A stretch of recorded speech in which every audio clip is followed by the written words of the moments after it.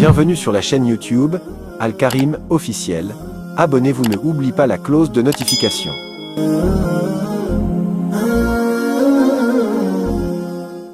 بسم الله الرحمن الرحيم.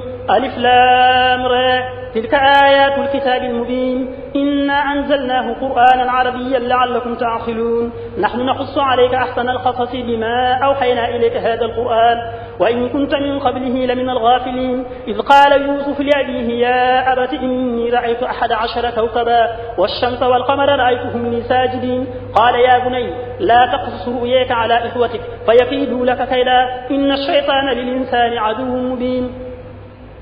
وكذلك يجتبيك ربك ويعلمك من تاويل الأحاديث ويتم نعمته عليك وعلى آل يعقوب كما أتمها على أبويك من قبل إبراهيم وإسحاق إن ربك عليم حكيم. لقد كان في يوسف وإخوته آيات للسائلين إذ قالوا ليوسف وأخوه أحب إلى أبينا منا ونحن عصبة إن أبانا لفي ضلال مبين. اقتلوا يوسف أو اطرحوه أرضا يخل لكم وجه أبيكم وتكونوا من بعده قوما صالحين. قال قائل منهم لا تقتلوا يوسف وألقوه في غيابات الجب يلتقطه بعض السيارة إن كنتم فاعلين.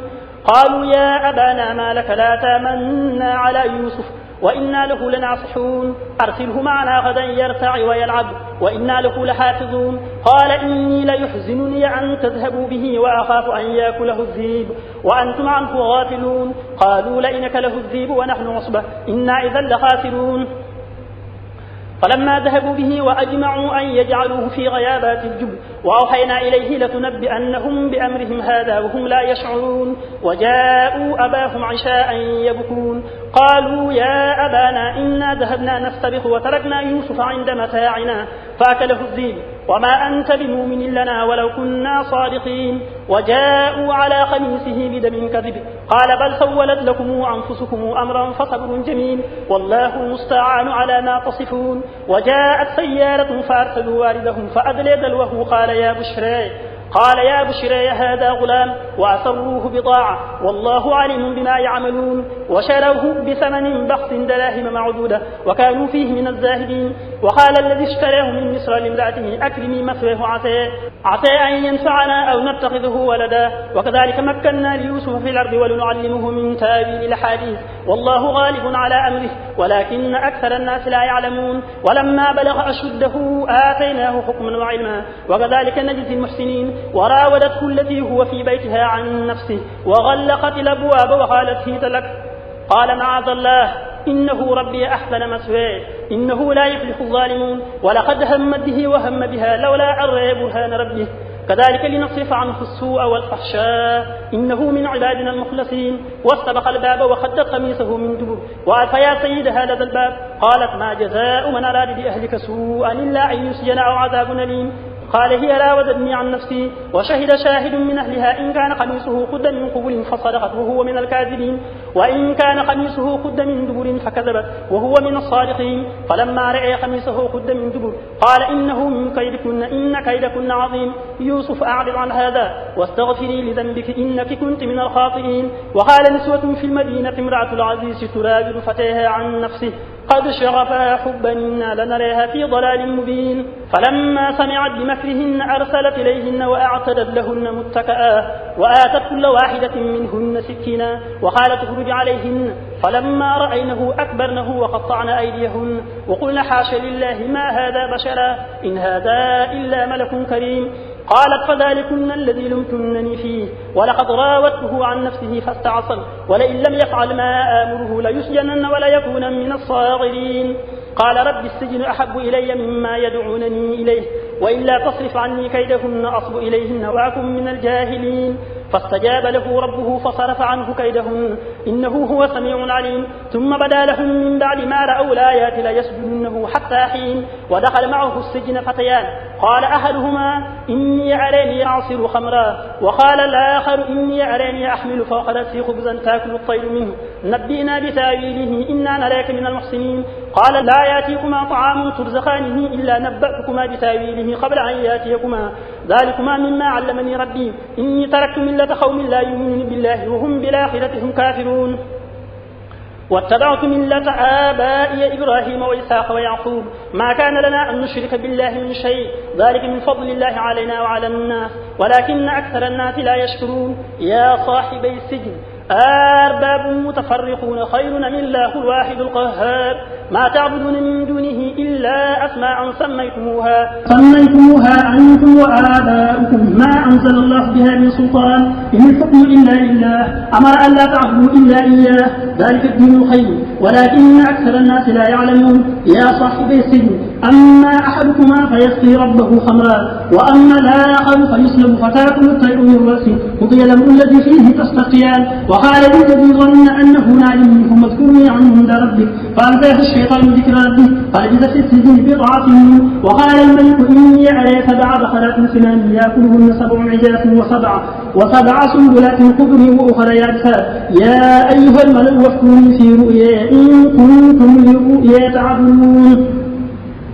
قالوا أضغاث أحلام وما نحن بتأويل الأحلام بعالمين وقال الذي نجا منهما وادكر بعد أمة أنا أنبئكم بتأويله فأرسلون يوسف أيها الصديق أفتنا في 7 بقرات سمان يأكلهن 7 عجاف و7 سنبلات خضر وأخرى يابسات لعلي أرجه إلى الناس لعلهم يعلمون قال تزرعون 7 سنين دابا فما حصدتم فذروه في سنبله إلا قليلا مما تأكلون ثم يأتي من بعد ذلك 7 شداد يأكلن ما قدمتم لهن إلا قليلا مما تحصنون ثم يأتي من بعد ذلك عام فيه يغاث الناس فيه يعصرون وقال الملك ائتوني به فلما جاءه الرسول قال ارجع إلى ربك فاسأله ما بال النسوة اللاتي قطعن أيديهن إن ربي بكيدهن عليم قال ما خطبكن إذ راوتن يوسف عن نفسه قلنا حاشا لله ما علمنا عليه من سوء قالت امرأة العزيز لا نحصص الحق أنا راودته عن نفسه وإنه لمن الصادقين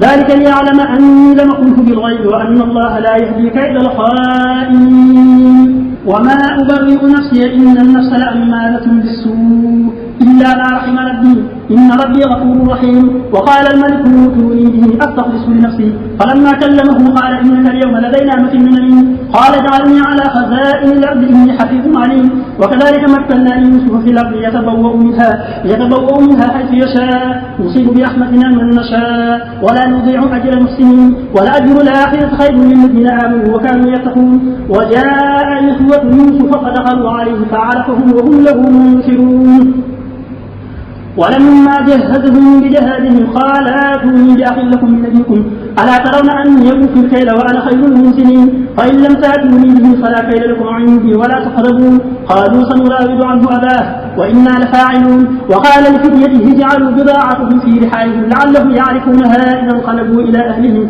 لعلهم يرجعون فلما رجعوا إلى أبيهم قالوا يا أبانا منع منا الكيل فأرسل معنا أخانا نكتل وإنا له لحافظون قال هل آمنكم عليه إلا كما أمنتكم على أخيه من قبل فالله خير حفظا وهو أرحم الراحمين ولما فتحوا متاعهم وجدوا بضاعتهم ردت إليهم قالوا يا أبانا ما نبغي هذه بضاعتنا ردت إلينا ونمير أهلنا ونحفظ أخانا ونزداد كيل بعير ذلك كيل يسير قال لنرسله معكم حتى تؤتوني موثقا من الله لتأتونني به إلا أن يحاط بكم فلما آتوه موثقهم قال الله على ما نقول وكيل وقال يا بني لا تدخلوا من باب واحد وادخلوا من أبواب متفرقة وما أغني عنكم من الله من شيء إن الحكم إلا لله عليه توكلت وعليه فليتوكل المتوكلون ولما دخلوا من حيث أمرهم أبوهم ما كان يغني عنهم من الله من شيء إلا حاجة في نفس يعقوب قضيها وإنه لذو علم لما علمناه ولكن أكثر الناس لا يعلمون ولما دخلوا على يوسف آوى إليه أخاه قال إني أنا أخوك فلا تبتئس بما كانوا يعملون فلما جهزهم بجهازهم جعل السقاية في رحل أخيه ثم أذن مؤذن أيتها العير إنكم لسارقون قالوا وأقبلوا عليهم ماذا تقتلون قالوا نقتل صواع الملك ولمن جاء به حمل بعير وأنا به زعيم قالوا تالله لقد علمتم ما جئنا لنفسد في الأرض وما كنا سارقين قالوا فما جزاؤه إن كنتم كاذبين قالوا جزاؤه من وجد في رحله فهو جزاؤه كذلك نجزي الظالمين فبدأ بأوعيتهم قبل وعاء أخيه ثم استخرجها من وعاء أخيه كذلك كدنا ليوسف ما كان ليأخذ أخاه في دين الملك إلا أن يشاء الله نرفع درجات من نشاء وفوق كل ذي علم عليم. قالوا إن يسرق فقد سرق أخ له من قبل فأسرها يوسف في نفسه ولم يبدها لهم قال أنتم شر مكانا والله أعلم بما تصفون. قالوا يا أيها العزيز إن له أبا شيخا كبيرا فخذ أحدنا مكانه إنا نراك من المحسنين. قال معاذ الله أن نأخذ إلا من وجدنا متاعنا عنده إنا إذا لظالمون. فلما استيأسوا منه خلصوا نبيا قال كبيرهم ألم تعلموا أن أباكم خلق عليكم موثقا من الله ومن قبل ما فرطتم في يوسف فلا نبرح الأرض حتى يأذن لي أبي أو يحكم الله لي وهو خير الحاكمين. ارجعوا إلى أبيكم فقولوا يا أبانا إن ابنك سرق وما شهدنا إلا بما علمنا وما كنا للغيب حافظين. واسأل القرية التي كنا فيها والعير التي أقبلنا فيها وإنا لصادقون.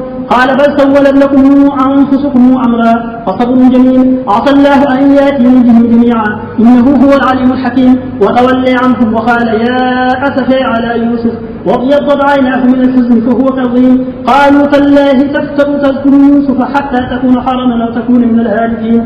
قال إنما أشكو بثي وحزني إلى الله وأعلم من الله ما لا تعلمون. يا بني اذهبوا فتحسسوا من يوسف وأخيه ولا تيأسوا من روح الله إنه لا ييأس من روح الله إلا القوم الكافرون.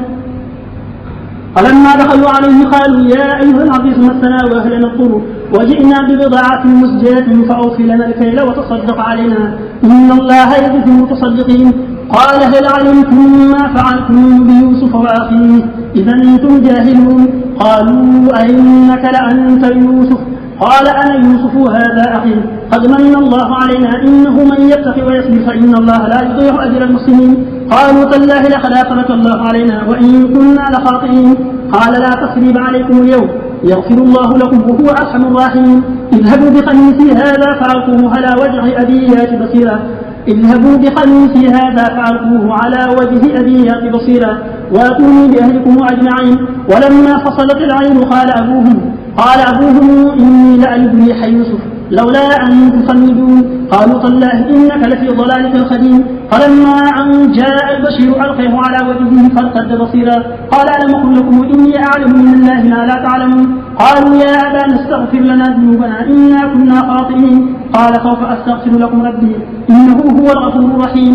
فلما دخلوا على يوسف آوى إليه أبويه وقال ادخلوا مصر إن شاء الله آمين. ورفع أبويه على العرش وخروا له سجدا وقال يا أبت هذا تأويل رؤياي من قبل قد جعلها ربي حقا وقد أحسن بي إذ أخرجني من السجن وجاء بكم من البدو من بعد أن نزغ الشيطان بيني وبين إخوتي إن ربي لطيف بما يشاء إنه هو العليم الحكيم. رب قد آتيتني من الملك وعلمتني من تأويل الأحاديث فاطر السماوات والأرض أنت ولي في الدنيا والآخرة توفني مسلما وألحقني بالصالحين. ذلك من أنباء الغيب نوحيه إليك وما كنت لديهم إذا اجمعوا أمرهم وهم يمكرون وما أكثر الناس ولو حرصت بمؤمنين وما تسألهم عليه النبي إن هو إلا ذكر للعالمين. وكأي من آية في السماوات والأرض يمرون عليها وهم عنها معرضون وما يؤمن أكثرهم بالله إلا وهم مشركون. أفأمنوا أن تأتيهم غاشية من عذاب الله أو تأتيهم ساعة بغتة وهم لا يشعرون. قل هذه سبيلي أدعو إلى الله على بصيرة أنا ومن اتبعني وسبحان الله وما أنا من المشركين. وما أرسلنا من قبلك إلا رجالا يوحى إليهم من أهل القرى أفلم يسيروا في الأرض فينظروا كيف كان عاقبة الذين من قبلهم ولدار الآخرة خير للذين اتقوا وفلا تعقلون.